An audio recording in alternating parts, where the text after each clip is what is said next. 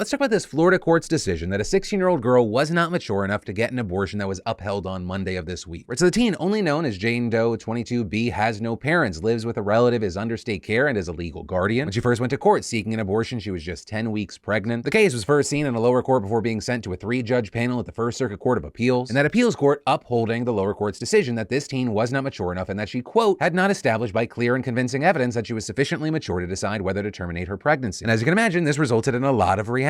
Pro-birthers, of course, cheering on the move, but also on the other side, you had people saying things like, Florida is forcing a 16-year-old girl to have a baby because they say she is not mature enough to have an abortion. Let that sink in. But in the midst of all of that being said, I looked a little further, and it's not as black and white, I think, as a lot of people are talking about. So technically, the appeals court never ruled that she's going to be forced to carry this pregnancy to term, with the appeals court agreeing with the lower court that the teen possibly needed time to consider the decision and writing in their decision. Reading between the lines, it appears that the trial court wanted to give the minor, who was under extra stress due to a friend's death, additional time to express a keener understanding of the consequences of terminating a pregnancy. This makes sense given that the minor, at least at one point, says she was open to having a child, but later changed her view after considering her inability to care for a child in her current station in life. And so in line with that, the teen's able to go back to the circuit judge and petition for abortion again. But still, with all that, you have people going, okay, well, still the big question is, why was this even in the courts at all? And well, that is because in Florida, a minor can get an abortion with parental consent or by going around them and going to court for help. And so with Jane Doe 22B not having any parents, it seems obvious why she went to court. However, she does have a legal guardian that is fine with the abortion, and that apparently counts too, which also led to the appeals court being a little confused about this whole issue, writing that if her guardian, quote, consents to the minor's termination of her pregnancy, all that is required is a written waiver from the guardian. So it looks like with everything that's happening right now and so much confusion, there's actually a quick and easy solution to all of this anyways. But a key thing here is that is just for this situation, because looking into it, in the past, Florida courts have actually tried to deny abortion for teens because their GPAs were too low, which I will note that was successfully appealed eventually, but it's only a matter of time before someone is forced to give birth by the court. And then, stepping back even further, this entire situation highlights a serious debate about the government's role in these decisions, especially when teens are involved. I think it's part of the reason this exchange between Joe Rogan and his guest Seth Dillon got so much attention. You don't have the right to tell my 14-year-old daughter she has to carry her rapist baby.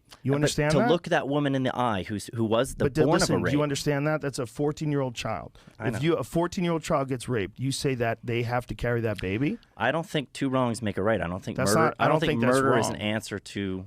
I don't think murder fixes a rape. What if we're talking about an abortion when the fetus, literally it's like 6 weeks, 4 weeks, 3 days? What if she just turned positive just now? Positive for pregnancy. With Dillon defending his position with the usual pro-birth talking points, or things like, and I'm paraphrasing, it's a human life, or asking when does the magic happen for Rogan to consider a fetus a human. Also with his back and forth, we saw Dillon getting a lot of praise from conservatives for this moment. I think abortion is healthcare, the way that rape is lovemaking. Though notably, that statement got a lot of pushback as well, with people arguing and pointing out that no, abortion is healthcare. It's used to stop ectopic pregnancies or save the mother's life. The idea that it's used flippantly is insane. With a lot of those people also kind of putting their hands up in the air, though, going, nothing's going to come from this debate. Or saying we're not going to ever see eye to eye with someone that believes that a clump of cells is human at conception. Which also brings us to the second thing. In America, the idea that life begins at conception is a very Christian position, with people noting that Judaism and Islam actually allow for abortions under various circumstances, and people arguing that forcing them to adhere to Christian standards actually likely violates the First Amendment, which is also why we've seen lawsuits about this already brought up, and why we've seen people responding to the clip in question with things like, nah, keep religion to yourselves. The idea that life begins at the moment of conception is purely religious, so it should not be forced upon those who don't believe so. But also beyond the religion question, many are uncomfortable with the idea that the government is now telling people what they can and cannot do with their bodies and their healthcare.